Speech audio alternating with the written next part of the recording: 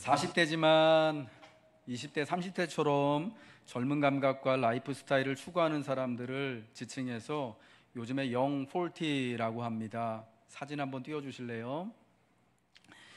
이 용어가 처음 나올 때는 시대를 앞서가고 자기 개발에 힘쓰는 멋진 40대라는 인식이 있었는데, 최근에는 젊은 세대에 의해서 조롱의 의미로 더 많이 사용되고 있다고 합니다. 지금 저 모습이 영40 모습인데요. 누가 그린 것 같아요? 저기 요즘 인터넷에 되게 많이 떠도는 밈인데, 아마 젊은 친구들이 자기 회사 부장님 혹은 차장님 좀 뒤에서 좀 젊어 보인 척하지만 사실은 젊지 않은 것을 은근히 비꼬면서 만든 그런 이미지예요. 몸은 사실은 40대 아저씨 몸인데 하고 다니는 거는 20대 청년처럼 이렇게 하고 있어서 참 재밌는 거는, 저 영포티 아저씨가 지금 들고 있는 저 사과폰, 저 부장님 폰이라고 요즘에는 그런다고 그러더라고요. 저 폰이 처음 나왔을 때는 젊은 애들이 많이 쓰는 거였는데, 요즘에는 젊어 보이기를 힘쓰시는 부장님들이 써가지고 오히려 20대 30대 친구들은 저걸 안 쓰고 은하땡 폰을 쓴대요. 저희 많이 쓰는 젊은 꼰대, 나이값 못하는 젊은 척하는 중년이라는 걸로 젊은 친구들이요, 사실은 저 같은 이제 40대 50대 초반 중년들을 은근히 많이 비꼬는 이유가 왜일까를 한번 이제 생각을 해보게 돼요. 그러니까 나이값 못한다는 거죠. 솔직히 말해가지고 나이는 들었는데 괜히 뭐 그냥 젊어 보인 척, 자기는 젊다, 자기는 트렌디한 사람이다라는 것을 굉장히 강조하는데, 사실은 그렇지 않다라는 거예요. 젊어 보이고 싶은 것은, 트렌디해 보이고 싶은 것은 반대로 나이 드는 것은 좋지 않은 거다, 나쁜 것으로 여기는 마음이 있기 때문입니다. 내가 아직 마음은 청춘인데 하는 그런 마음이요. 그러니까 최근에 몇 년 동안, 사실은 꽤 오래 전부터요, 미국의 미국 식품의약국이라고 하는 FDA가 있어요. 이게 뭐 의료에서 또 세계적인 스탠다드하고 표준을 만들어내는 곳인데, 노화를 치료 가능한 질환으로 인정해달라는 청원을요, 몇 해 전부터 계속 꾸준하게 많은 사람들이 하고 있는데, 이 청원을 최초로 한 사람이 보니까 이제 이름이 초이시더라고요. 브렌다 초인가? 한국계인 것 같아요.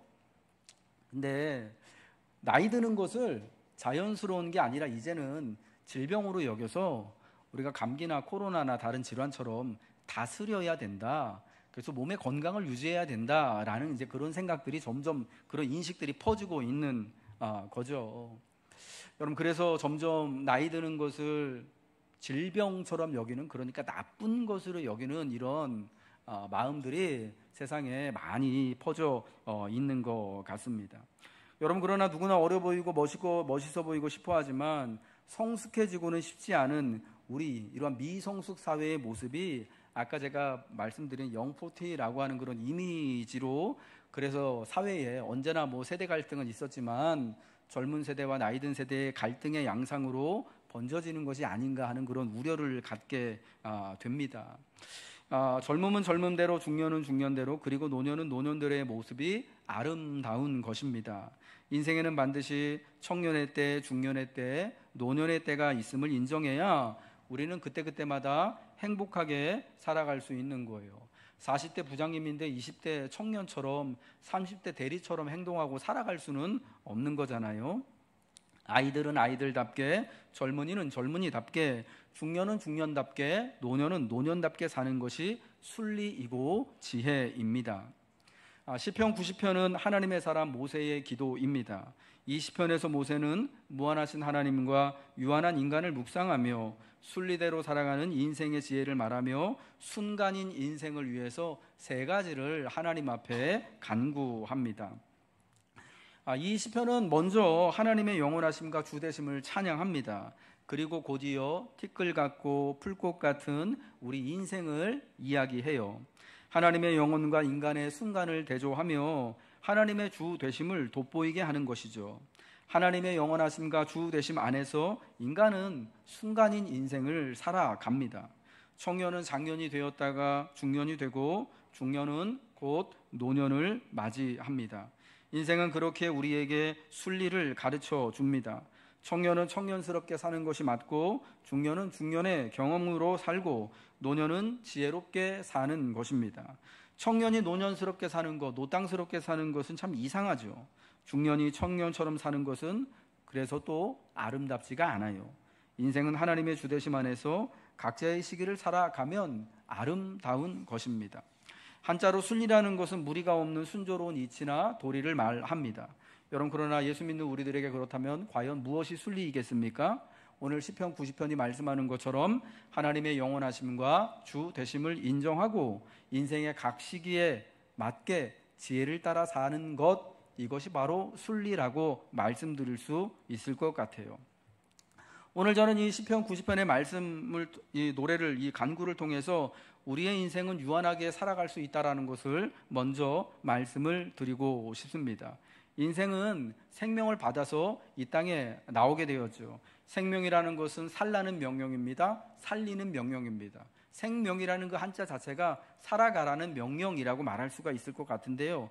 그런데 이 살아가라는 명령은 목적지가 분명해요. 유한한 거예요. 인생에는 분명한 목적지가, 저마다의 목적지가 있습니다. 마지막 순간이 있다라는 거예요. 마지막 운명의 날, 죽음의 날이 분명히 있다라는 것입니다. 이 시편을 기록한 모세의 일생과 수고를 한번 여러분 생각해 보시기 바랍니다. 모세는 태어나서 40세까지는 이집트의 왕자로 살았습니다. 그리고 80세까지는 미디안 광야의 망명자로 살았고요. 그리고 80부터 120세까지는 출애굽한 이스라엘의 목자로 하나님의 대리인으로 살았습니다. 그 순간순간마다 모세는 그 순간의 모습에 따라 살아갑니다. 미디안 목자로 살 때는 이집트 왕자의 지위로 살 수가 없습니다. 미디안에서 망명자의 생활을 하면서 그가 이집트에서 사실은 사람을 죽여서 법을 어겼다라는 이유로 사실은 미디안으로 망명을 한 것이기 때문에 자기 자신이 이집트 왕자라는 것을 자랑하는 순간, 드러내는 순간, 여러분, 그는 정치적으로 사형 선고를 받을 수도 있는 운명에 있는 거죠. 그러니까 미디안 목자로 살 때는 왕자의 지위를 살 수 없는 것입니다. 출애굽한 이후에는 이스라엘의 목자로 하나님 앞에 이스라엘을 대리하는 책임자로 살아갑니다. 여러분, 그런 모세의 목적지는 바로 모압 평지까지입니다. 만일 모세가 모압 평지 넘어서 요단강을 넘어 가나안 땅까지 들어갈 것을 준비한다면, 여러분, 모세는 과연 120 이후의 삶을, 물론 우리는 그 결과를 알고 있어서 쉽게 말씀할 수 있겠지만은 과연 어떻게 여러분 준비하고 어땠을까라는 여러분 한번 생각을 한번 해보십시오. 이집트에서부터 모압 평지까지가 그의 목적지였기 때문에 모세는 그 순간의 삶을 매 순간 온유하며 때로는 강직하게 살 수 있었을 것이다라고 말씀드리고 싶어요. 목적지가 있기 때문에 비록 오늘 힘이 들고 포기하고 싶어도 움직일 수 있는 것이 인생입니다.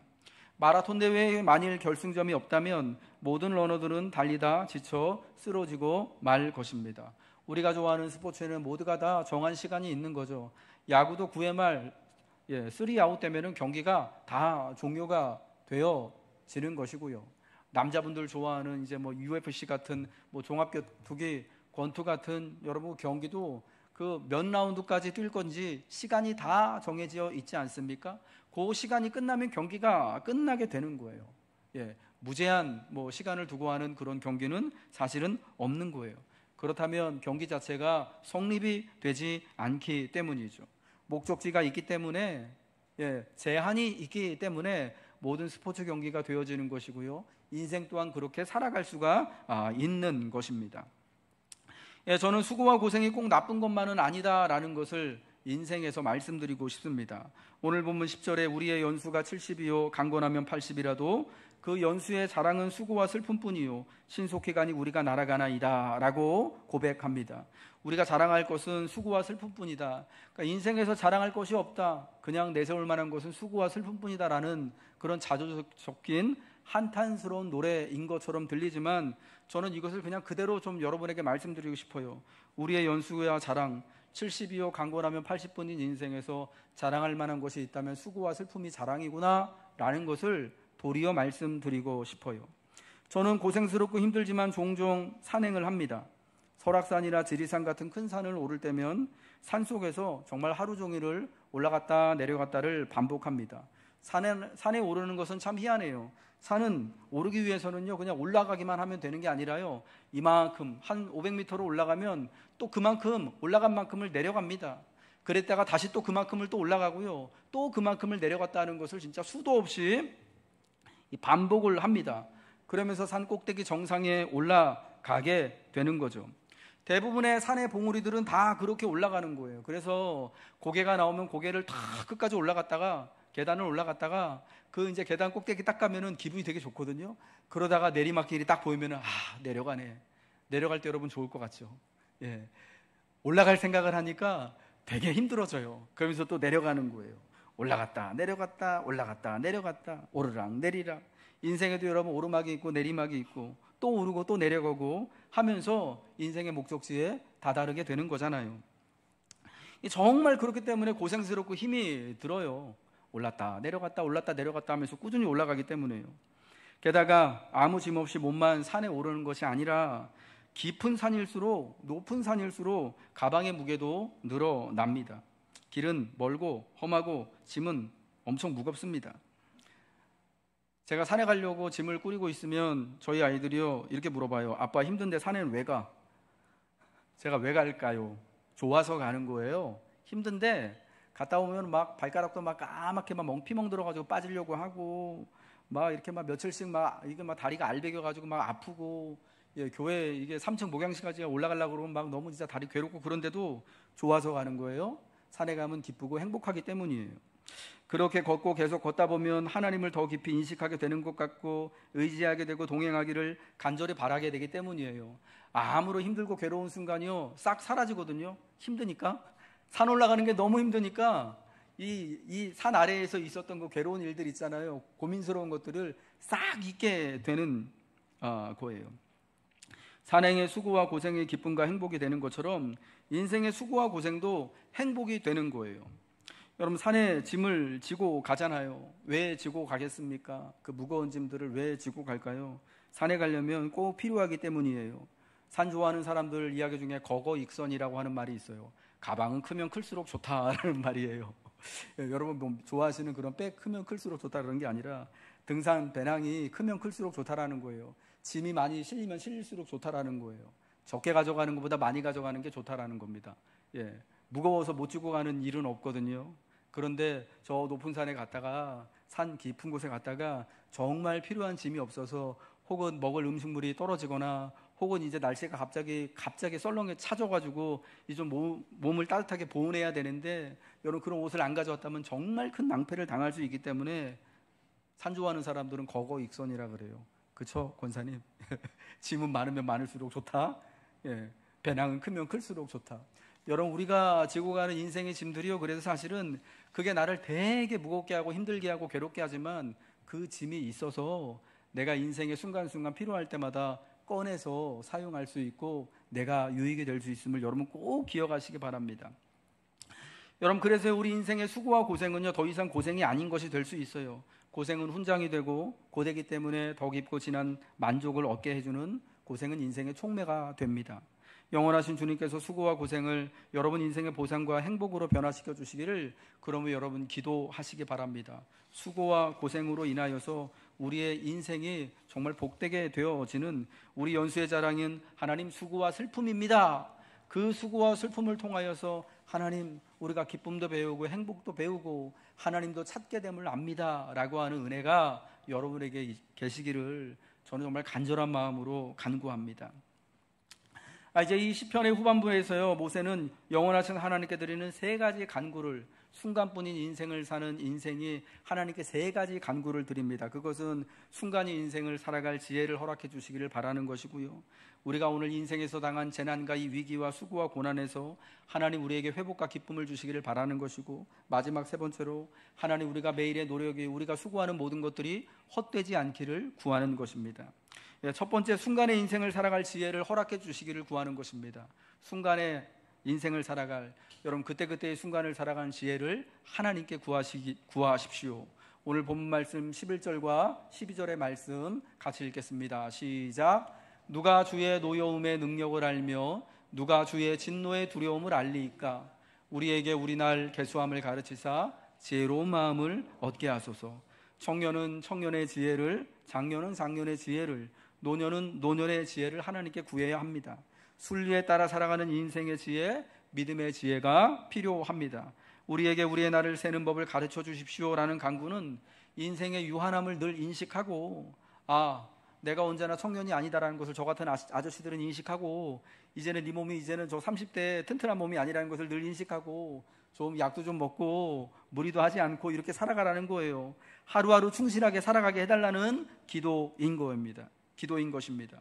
여러분, 하루하루를 하나님 앞에서 충실하게 살아가시기를, 각각의 인생의 때를 맞추어서 지혜롭게 살아가시기를 구하십시오.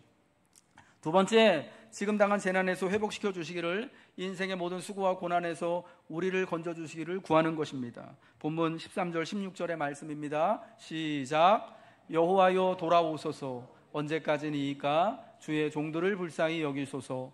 아침에 주의 인자하심이 우리를 만족하게 하사 우리를 일생 동안 즐겁고 기쁘게 하소서. 우리를 괴롭게 하신 날수대로와 우리가 화를 당한 연수대로 우리를 기쁘게 하소서.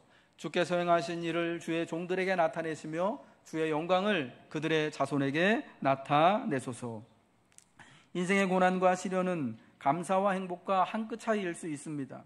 고생과 수고가 그리스도로 말미암아 영광의 면류관이 되는 것이 바로 우리의 믿음인 것입니다.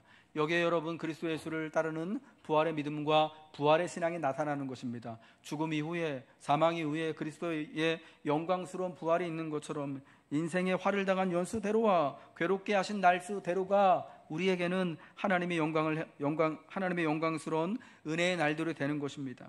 특별히 우리가 행한 모든 것들이 우리에게만이 아니라 우리의 자손에게도 하나님의 영광 가운데 나타날 수 있다는 것을 우리는 꼭 알아야 되는 겁니다. 인생의 수고와 화를 당한 모든 것들, 우리가 헤아려서 수고하는 모든 것들이 다만 순간뿐인 나의 인생에만 해당되는 것이 아니다 라는 거죠. 내가 살아온 그 모든 날들의 삶의 흔적과 자국이 누구에게도 나타나는 거라고요? 우리 자손에게도.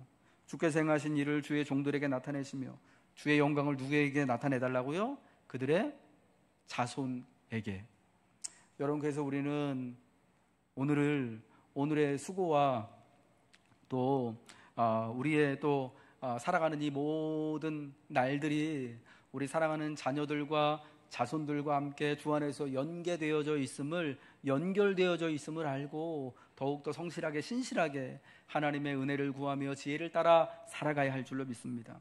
마지막 세 번째로요, 우리의 매일의 노력이 헛되지 않게 해주시기를 우리는 구해야 합니다. 오늘 본문 마지막 절 17절의 말씀입니다. 시작. 주 우리 하나님의 은총을 우리에게 내리게 하사 우리의 손이 행한 일을 우리에게 견고하게 하소서. 우리의 손이 행한 일을 견고하게 하소서. 우리의 손으로 하는 일을 견고하게 하소서라는 말은 자신이 하는 일들이 원수들에 의해, 세상의 환경과 상황에 의해 무너지지 않게 해달라는 뜻이기도 하지만, 유한한 인생이 영원하신 하나님께 의미 있게 되기를 소망하는 기도이기도 하다라는 것입니다. 내가 주 안에서 살아온 이 모든 유한한 인생의 순간이 주님께 의미가 있기를, 주님의 영광이 되기를 구하는 거예요.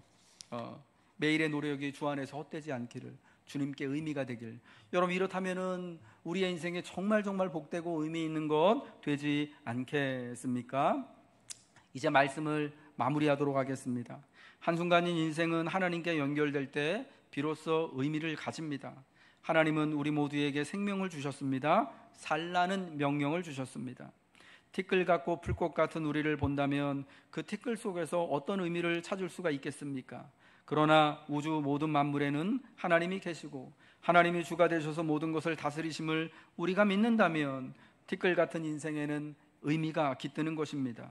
영광스럽고 영원하신 하나님이 함께 하시는 공간이 되고 시간이 되기 때문입니다. 영원하신 하나님의 주되심을 사모하는 여러분 모두에게 우리날 계수함을 가르치사 지혜로운 마음을 얻게 하여 주시길, 그리하여 주께서 우리의 손이 행한 일을 견고하게 하시길 구주이신 예수님의 이름으로 축복합니다.